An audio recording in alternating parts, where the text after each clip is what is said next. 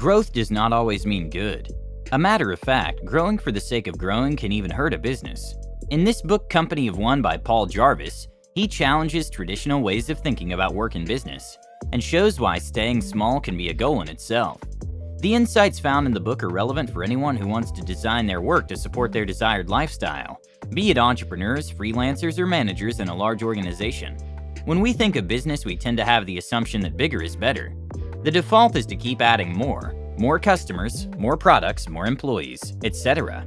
But what if you can spend or do less and have more money, time, and freedom to live the life you want? Here are the top 7 lessons from Paul Jarvis's book, The Company of One.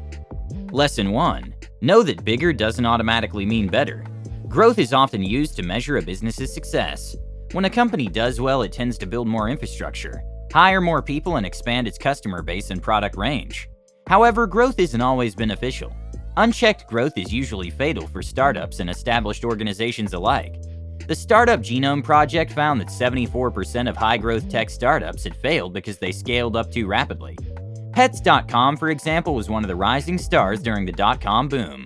However, its rapid growth was fueled by their aggressive marketing. In the second quarter of 2000 alone, it spent $17 million on an advertising campaign, when its revenue was only $8.8 million. The company ended up losing almost $300 million after that. Even established companies can also fall prey to the growth trap. Just like how Starbucks lost money when it tried to expand into fancy drinks, CDs, and sandwiches. In the end, they had to scale back, close hundreds of stores, and return their focus on what they did best: making coffee. Lesson 2. Make staying small as an end goal. A company of one isn't anti-growth. It represents a different kind of mentality. It questions if growth isn't truly needed, and if so, how to grow with the same or even less resources. Instead of growing for the sake of growing, it considers if and how growth can serve the end goal of the business's end goals. A company of one also isn't exactly the same as freelancing. Freelancers trade their time for money, whereas a company of one brings in sustainable revenue in a way that serves your life goals. Anyone, be it a corporate leader or an entrepreneur, can adopt the mindset of a company of one to build a lean and agile setup that can survive in any economic climate that it goes through. Lesson 3. Compare companies of one versus small businesses. The difference between a small business and a company of one is fairly simple. Small businesses like to grow, while companies of one don't. Unlike small businesses that stay small merely because they are incapable of growth, companies of one are able to grow but choose to stay small. If given an opportunity to grow, a small business would accept it without hesitation, while a real company of one would decline it, because it views growth in much the same manner it thinks of decline. For a small business, the definition of success is that bigger is better. For companies of one, on the other hand, success means sustaining a self-defined level of income and nothing more. Lesson 4. Launch with baby steps. A new product idea involves a lot of anticipation about what your customers need and want. What's the ideal price point, how well your solution works, etc. Release the smallest possible version of your idea so you can begin testing your assumptions. Learn what works and doesn't, and start earning money instead of spending it. Lesson 5. Leverage scalable systems. Scale up your business without getting bigger. The key to this is to use scalable systems that will allow you to keep your team lean and focused. Consider scalable systems for the areas of creation, connections, and collaboration. Lesson 6. Build trust and long-term relationships with your customers.